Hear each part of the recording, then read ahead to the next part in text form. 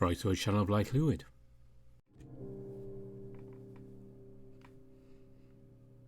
Yes, we're back with Socially Awkward again. And if you remember, Tom, Rask, John and Jayce were off to get some food in the market. Let's see what happens. Wednesday, 3:51 p.m. You finally arrive at the promised land. The bustling scene greets you with vendors tightly packed in a circle, their goods displayed for all to see. In the centre of this hubbub are several tables and chairs arranged on the road, inviting passers-by to take a break from their travel and enjoy the many smells and signs offered by the vendors. Groups of young adults and elderly meandered through, buying, talking, and occasionally causing obstructions, though prompted with an "excuse me," or someone passing through the tight space between them. John, driven by shared interest, enthusiastically drags Rask along with their hands tightly clasped together, almost like holding on to his wallet.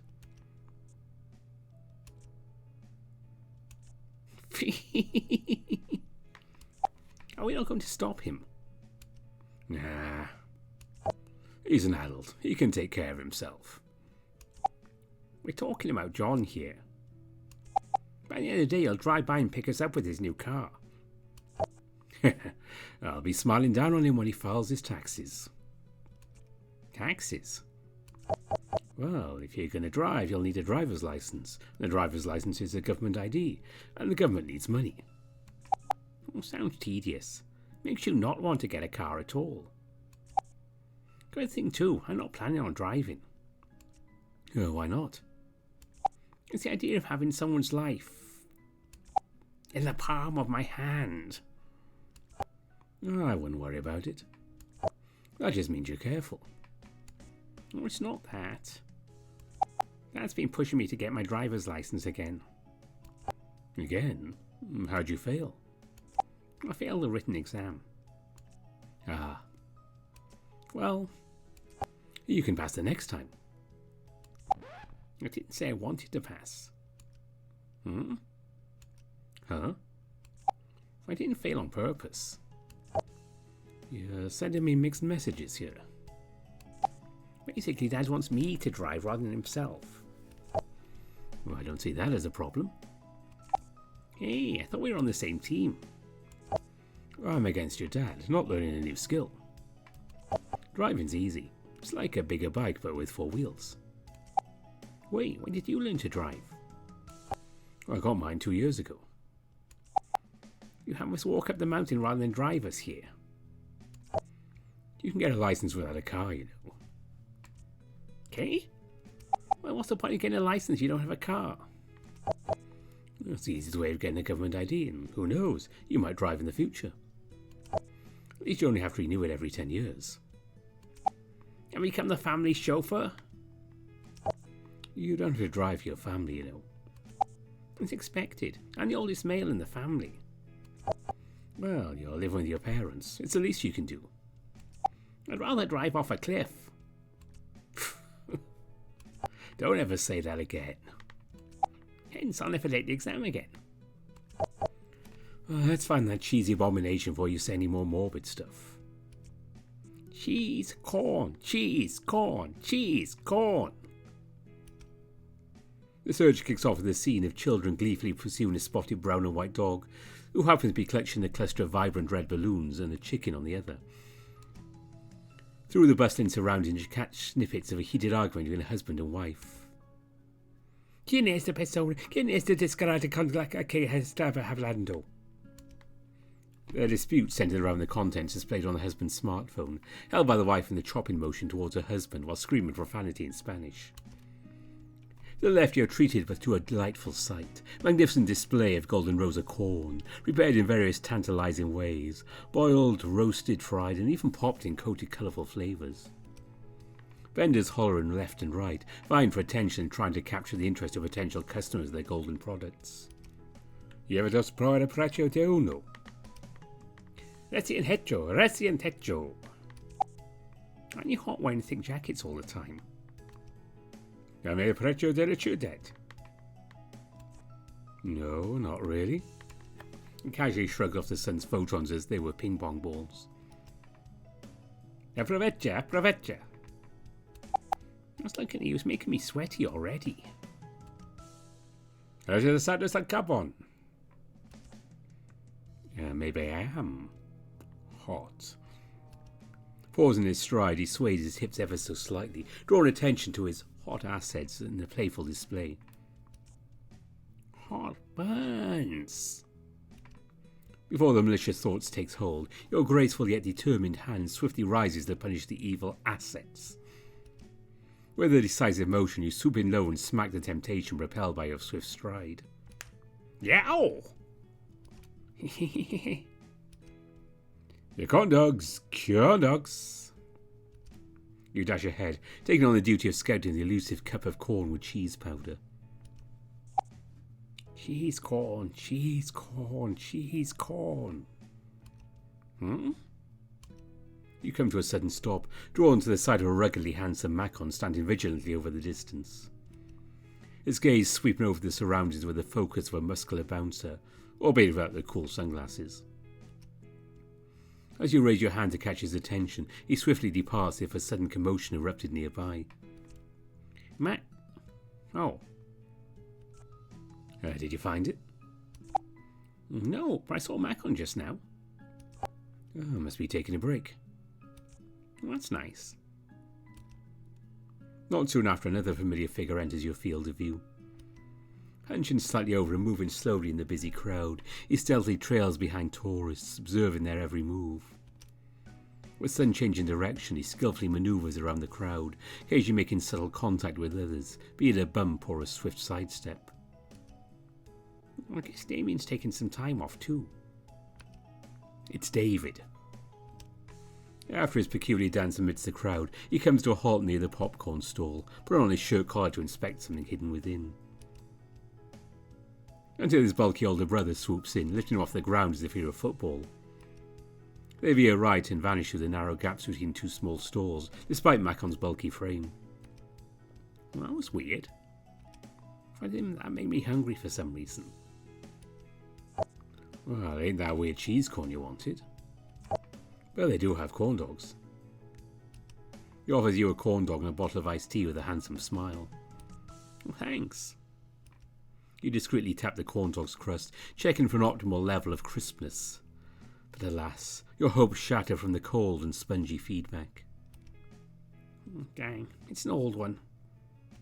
Refund! Well, let's find some seats and talk. Okay.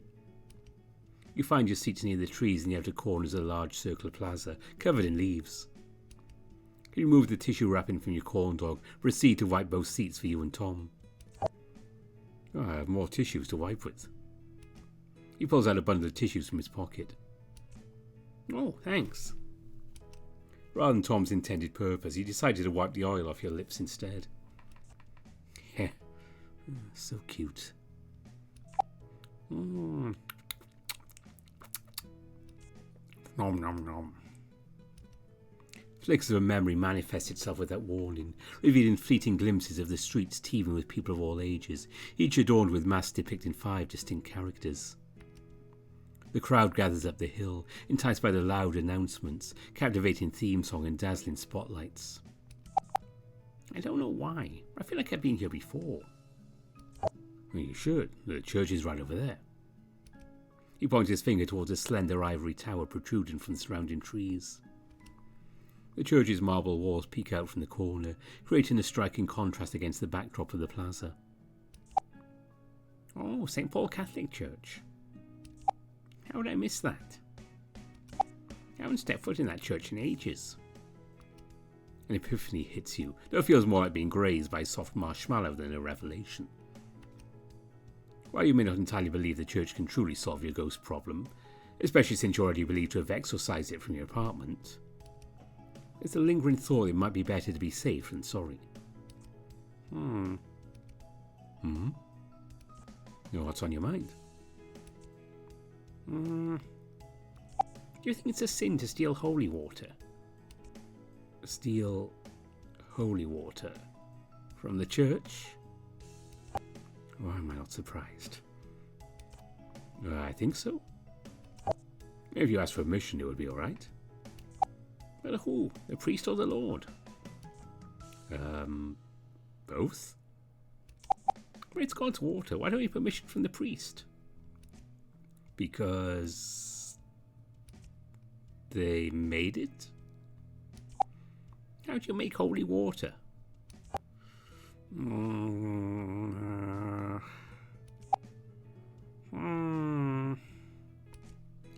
clue. Darn. You little head. You asked what I was thinking. I was expecting something like, want to visit the church, or how's Father Mark doing? Want to visit the church? Then I'll say that's a bold-faced lie. You hate going to church. Well, it is. It's a waste of a good Sunday. Itchy clothes, no subtitles, moral questioning. I'd rather watch the devil's devices. TV. What about you? Still praying for our sinful ways? Mostly to keep Mom company. You know she loves getting her pedicures after church. Yeah, my mom still tags along even though she doesn't attend church anymore.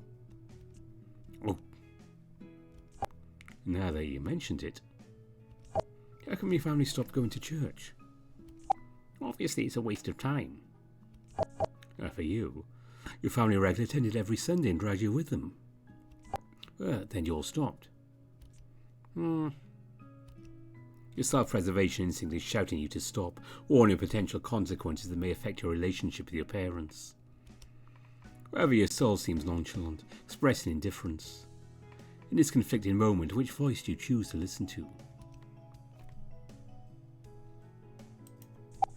I guess we stopped going after Dad decided not to.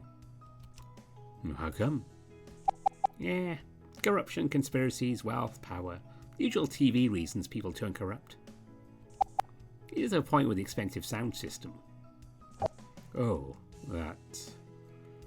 Well, they upgraded us about a year ago. And the fancy cars? Donated? And the scandal? There was a scandal. I didn't pay much attention to my dad's conspiracy ramblings. But based on what was popular at that time, it's probably molesting children. It scares me how easy it is for you to say that. You can't collectively blame every church over one paedophile. If the church is protecting him, then they're all in on it. I don't want to continue down this road. To be honest, I'm not much of a church person myself. I was just lonely with no one to talk to about my mom. Oh. If it's any consolation, my mom made me learn how to embroider. Made you? Yeah, she just dumped an embroidery kit on me and told me to follow along. Oh, she probably wanted to spend time with you. It was fun, I guess. Yeah, pretty early though. Hey, embroidery is a high-level skill. If it weren't for it, your nicely round ass would be exposed 50% of the time we done our deliveries. Oh, you're looking out for me. Looking at your ass more like. So, you like looking at my ass, huh? Yeah? Eat your darn corn dog. Want to eat mine? Don't make me stab you. Oh, you're so goddamn cute. A sin. Tom's unexpectedly arousing comments made you feel thirsty. In a hot summer day kind of thirst. Probably you should chug the entire bottle of iced tea in one go. Ain't you thirsty? Stop. You raise your plastic bottle and... Ow, how did that hurt? Must be from all that sin. Staring at the slightly dented bottle, you found something that may solve your ghost problem. Do you believe in ghosts, Tom? Is that why you're talking about sealing holy water? You can say that. What are you, a kid? This is going to be another white lady situation. Hey, the white lady is real and you saw her yourself. It was just our overactive teenage imaginations playing tricks on us in the mist. Plus, the white lady supposedly only targets motorists. Your relatives were very clear how she died. Yeah, but bikes have motors now. Should have easily mistaken them.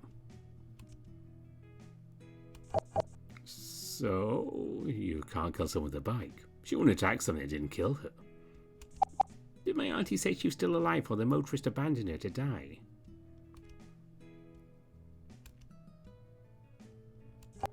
Don't try to scare me. I'm not. She reminded you to drive safely during foggy conditions. I shows you when she appears. Oh, I always remember. Not because of a ghost, but because of the hands and screams of a scaredy cat almost drove us off the cliff. That's why you should always drive slowly. You little shit. Anyway, what's this talk about ghosts? Yeah, it's probably nothing. It's my nerves playing tricks on me. What's been bothering you? I don't know. Maybe because I live alone. With no one to call for help if someone tries to break in.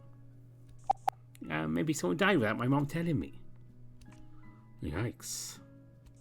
But no. How old is this building? It's about 10 years old, give or take. That's relatively young compared to most haunted buildings I've seen. There are haunted buildings here?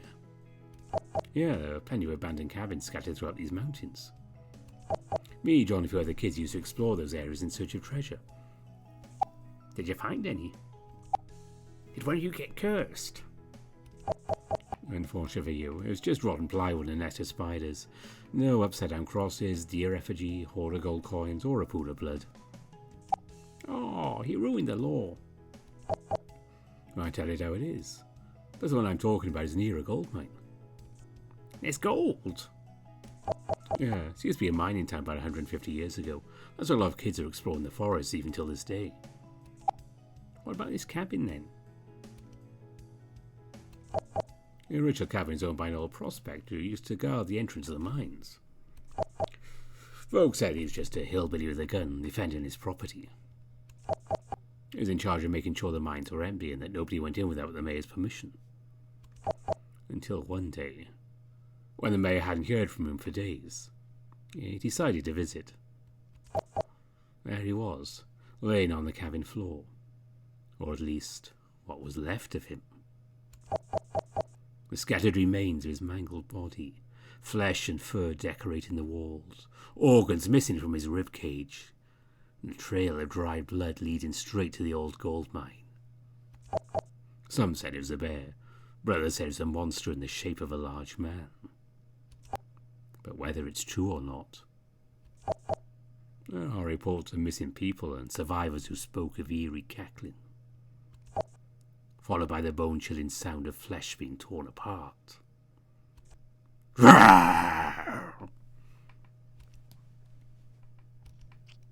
You peck him on the teeth. You can't scare me, Tom. You're too handsome. I was really into it. He kisses you back before returning to his seat. Look at you, taking initiative. It was a spur of the moment. I like it. Think you're up some hand-holding too? Don't push it. Maybe someday. I can wait. Anyway, was all that real? Nah, I made him up. The camp is originally a gathering spot for miners. It used to be a central hall too. Oh, even the reports? No, that one I took some creative liberties. A real story is much scarier. You lean forward, resting your elbows on the table and cradle your chin in your hand. Your eyes sparkle with curiosity and hunger for a scary story. Oh, go on. Okay. According to the police reports, 5 teenagers were exploring the old mine shaft and had an accident in one of those old elevators. Only one of them had the smarts to avoid riding a 100-year-old elevator. But that is only the police reports. There's more to it. It gets really deep. No pun intended. It gets weird when you go beyond the official report. He emphasizes the quotes with a two-finger curl. In an old newspaper article, it mentioned that the same person, the lone survivor, didn't tell anyone. For a week. Serial killer.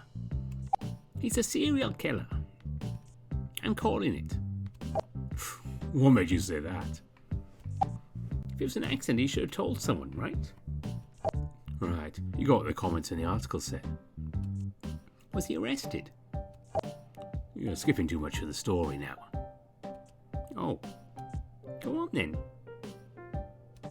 So, where was I? A serial killer told him where he hid the bodies. Right. But before that, I need to tell you an important detail.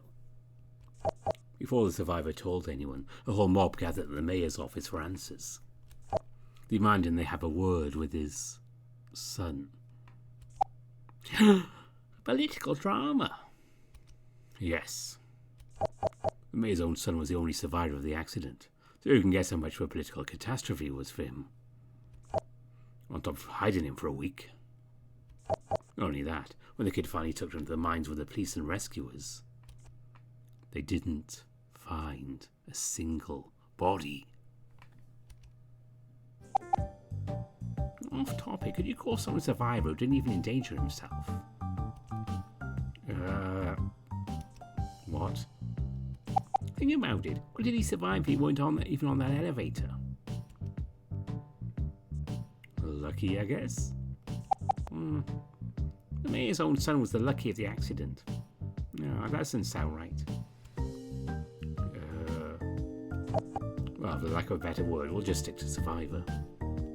Okay. Now, where was I?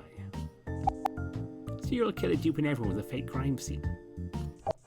Oh, it wasn't fake. It was a week-old elevator accident, all right. It was after a thorough investigation they found traces of blood underneath the rubble. They were still alive? Or worst, dragged away alive. There were signs that someone or something pulled the body out of the rubble and dragged it deeper into the tunnels where the water levels were too high to go any further. So they abandoned the search, sealing the cave so that no one will ever have to experience the same fate again. Water? Yeah, mines normally flood.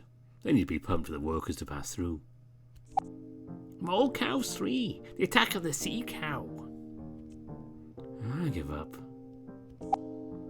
What happened to the cabin then? Oh, it destroyed and became a residential area.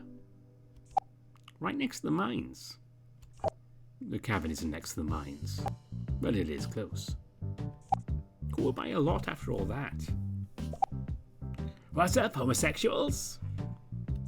Jesus Christ. Kill it! John magically appears on the side, holding a plastic bag. He spreads its contents onto the table. And we bought snacks. There are stacks of food displayed before you. French fries, hot dogs, hash browns, corn cobs, quesadillas and more. It's almost as much as the sandwich pile earlier. John was very insistent that we should try everything. The new friendships. This is a lot. Oh, don't be modest. John said you could finish a whole buffet if left alone. And so I agreed. Seeing how you devoured all those sandwiches, you must be famished. Damn it, John. After bidding farewell to everyone, including a discreet kiss from your likely not-so-secret lover, you make your way home. Wednesday, 6:20 p.m.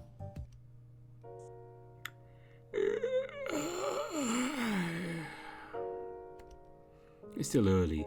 With a full tummy and a bag brimming with leftovers, you can't help but feel the urge to prepare for bed. Alone in your apartment, there isn't much to do. A refreshing shower and a glass of water sound delightful right about now. After stashing leftover food in the fridge and grabbing a pitcher of water, you discard your shirt into the hamper and empty the contents of your pockets. You toss your phone, wallet and a bundle of lint onto the table. Your attention is piqued when you feel something round.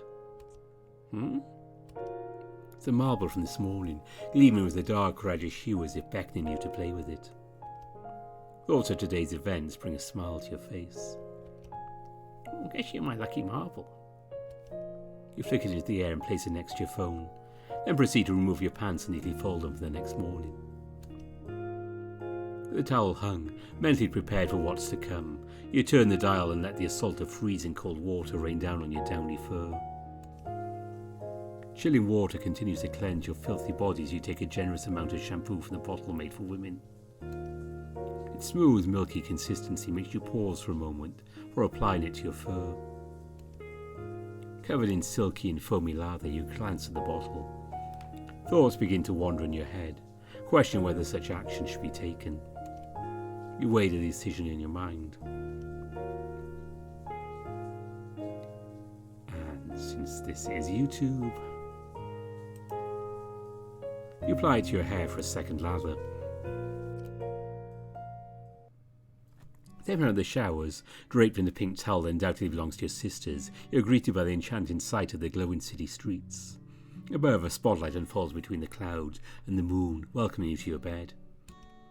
The moonlight dances upon your bed like a captivating stage, compelling you to pause, still naked, and watch its dazzling performance. You feel an unprecedented sense of tranquility, calmer than you ever experienced for such an extended period in your life. As if the world is serenading you with a soothing lullaby, assuring you that all is well and no harm will befall you. You reach into the drawer and slip on an oversized white shirt from a plus-size store, don it as a comfortable nightgown. Then you put on a pair of soft cotton boxers. As you gaze out of the window, the moon appears larger, brighter, imbued with an aura of mystique, casting a soothing spell upon the night.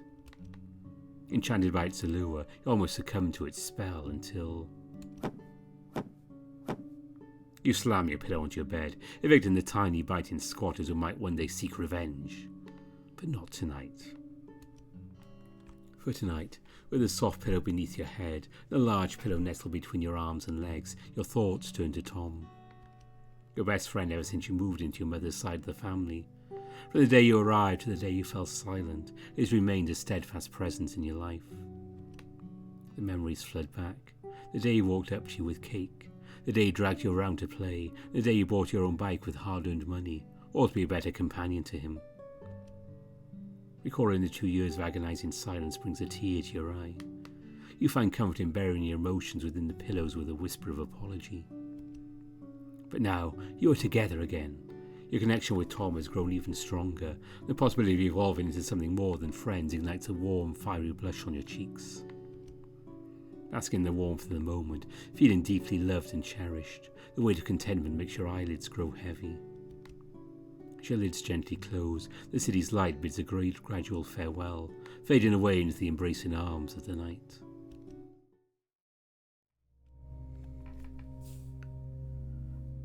Of course, if you'd like to see the other option in the shower, hop over to itch.io and download the latest build of Socially Awkward. And maybe give Monty some money while you're at it if you have some spare, why not?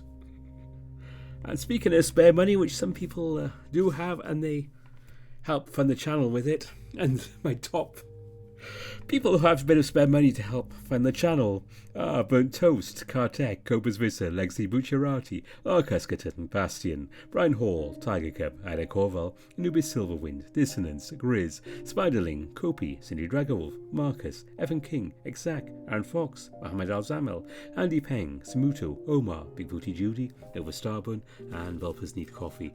Special thanks to all of them, and of course always my thanks to people who support the channel. And you can also go and support Monchi on Patreon or Ko-fi and help support Socially Awkward. But that is it for now. Next up, probably I'll be recording this Sunday, will be some more Parker from After Class. So that is something to look forward to on the weekend. But I hope you enjoyed Socially Awkward, and don't forget itch.io to find the other version of that scene. But for now, thanks for watching. Bye for now.